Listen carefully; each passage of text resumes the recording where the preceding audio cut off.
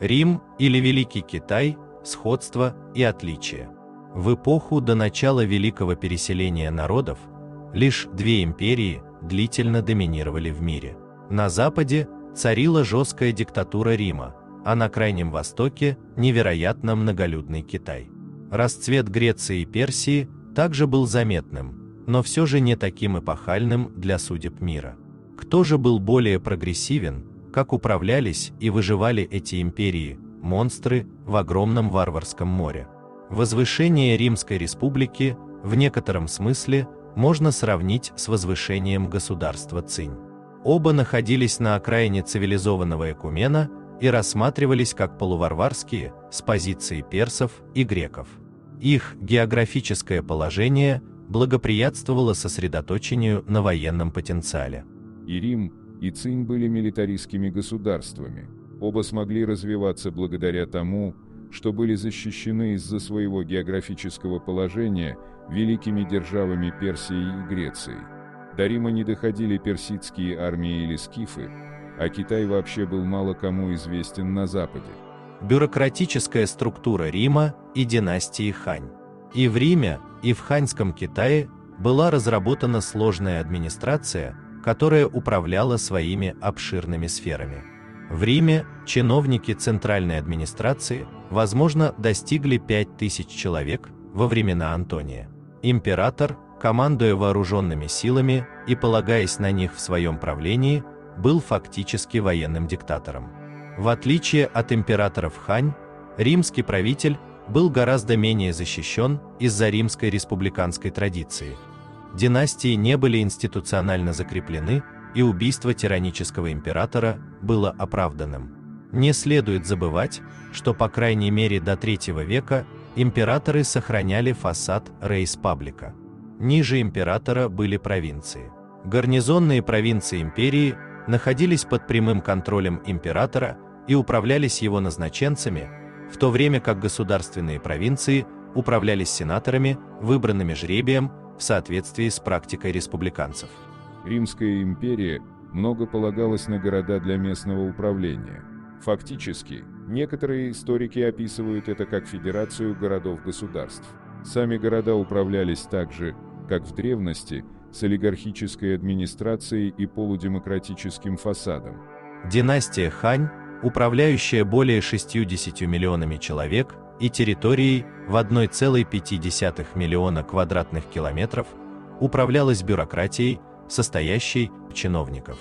Бюрократическая модель династии Хань была смоделирована по образцу династий Западная Чжоу и Цинь. Во главе этого огромного государственного аппарата был император. По сравнению с римским императором, ханьский император был гораздо более пассивным и ритуальным. Император полагался на советников, мастера. Во внутреннем дворе было 6 мастеров: мастер одежды, мастер еды, мастер головных уборов, мастер банкетов, мастер бани и мастер письма. Первые 5 были ответственны за повседневную жизнь императора и обычно были заполнены евнухами. Внешний двор возглавляли 3 превосходительства: сангун, канцлер, верховный комендант и императорский советник.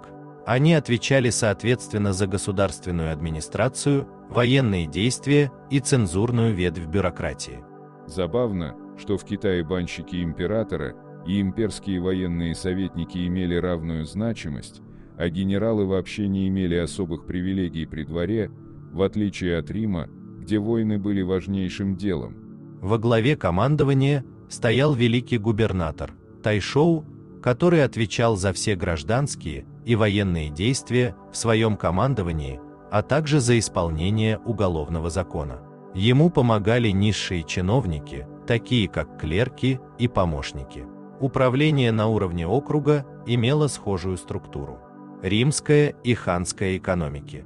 И римская, и ханьская экономики были в значительной степени основаны на сельском хозяйстве. В каждом регионе урожай был разным: оливковое масло в Северной Африке и Испании, пшеница в Египте и виноградники в Галлии.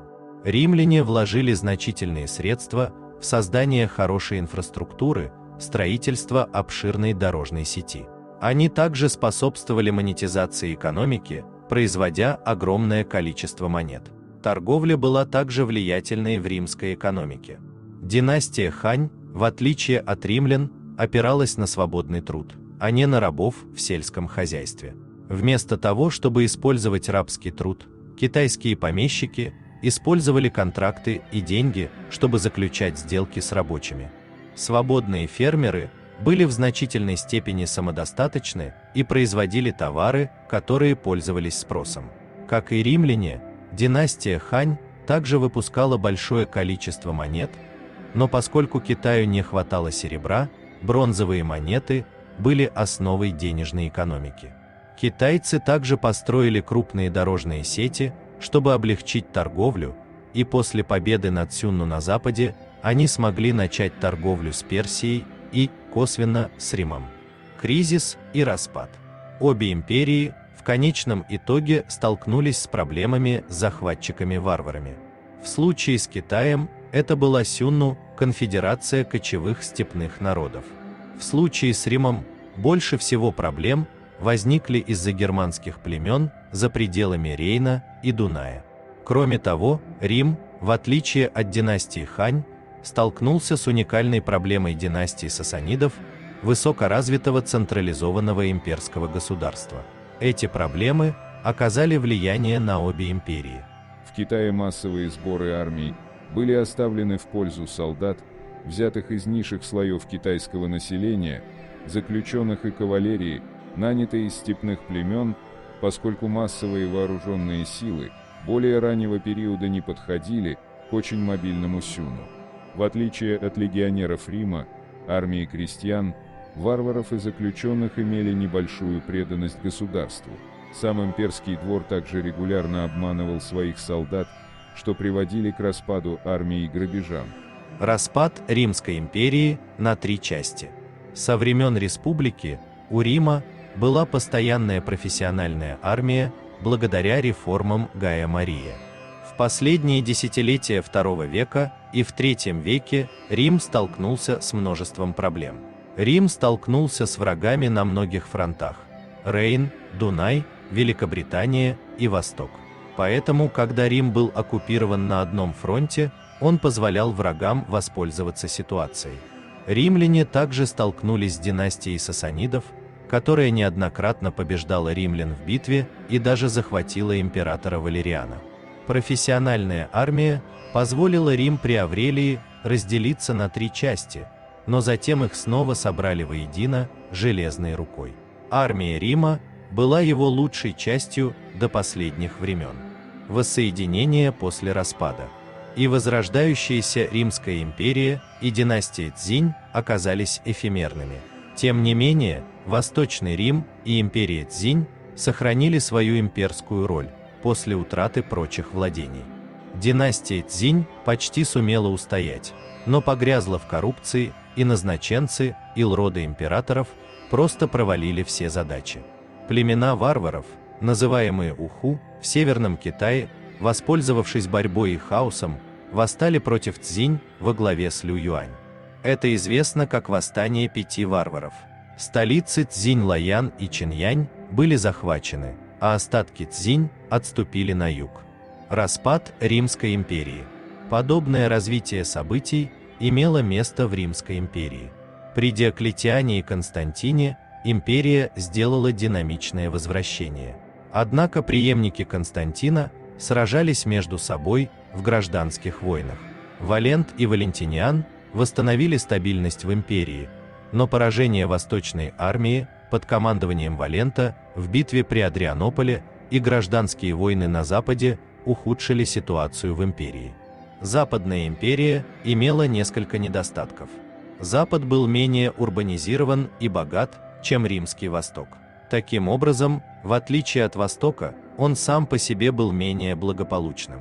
Западные землевладельцы владели гораздо большим количеством земли, чем их восточные коллеги, и могли подорвать имперскую власть. Самые богатые сенаторы Востока имели относительно скромные богатства и землю по сравнению с западными сенаторами.